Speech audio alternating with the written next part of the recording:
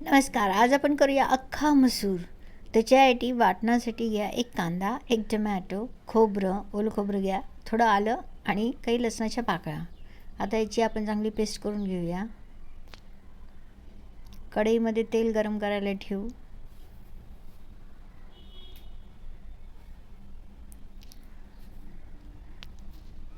तेल साधारण थोडं गरम झालं की त्याच्यामध्ये आपण 1 चमचावर तूप ॲड करू.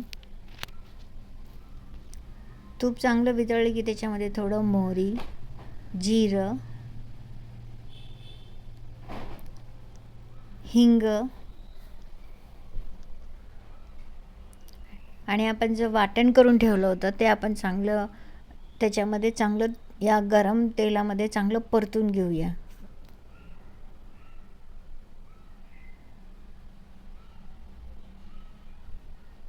आता थोडं थोडं साईडने तेल सुटायला लागलं. त्याच्यामध्ये ॲड करूया एक बारीक चिरलेला कांदा,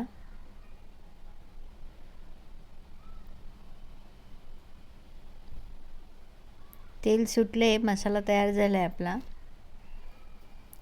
त्याच्यामध्ये ॲड करूया हळद, तिखट,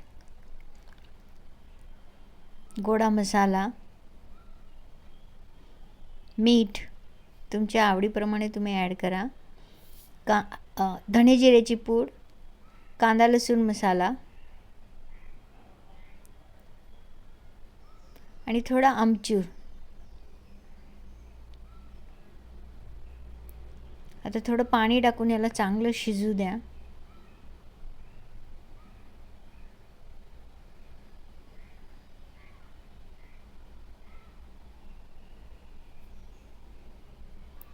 याच्यामध्ये तुम्हाला जर जास्त तिखट हवे असेल तर तुम्ही थोडं तिखट ॲड अजून करू शकता. आणि आपण 3 ते 4 कुकरची शिट्टी मारली की चांगल्या प्रकारे मसूर शिजून जातो. तो आता आपण याच्यामध्ये ॲड करूया.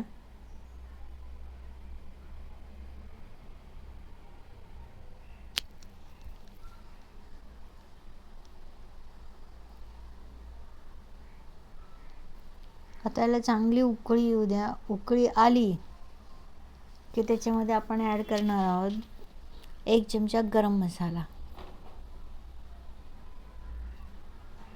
आता याच्यामध्ये आपण ओलं खोबरं टाकल्यामुळे भाजी अशी थोडी पांढरी दिसते.